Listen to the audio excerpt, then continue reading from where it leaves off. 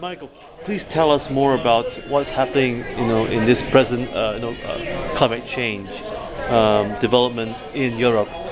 There has been a serious agenda going on among farmers, and they even spoke about on R&D.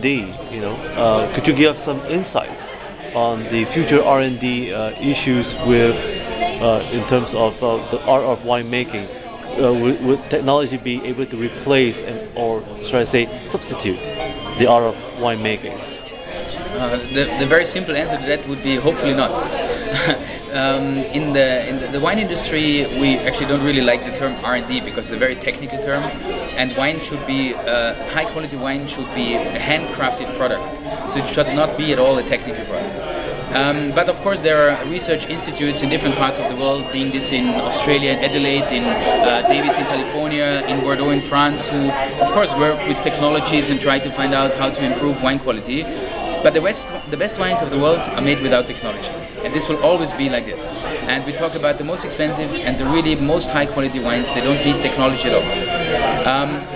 I think the best wines the industry ever made was probably 40, 50 years ago, or even 60 years ago, where we didn't have any technology. We made them in the most natural way possible. These wines are now the wines which can reach the highest prices ever in any wine auction. But they were made in a very simple style. Then we introduced technology to the wine industry, let's say in the 70s, 80s, 90s, early 2000s, and with this wines became very technical. Farms became corporations. Research and development terms came up, marketing budgets came up, so everything changed a lot. But now we realize since the last 10 years that most of the top-end producers go back. They reduce technology. They go back and make wine in a very organic, biodynamic, natural way, because they realize that 50, 60 years ago they make the best wines.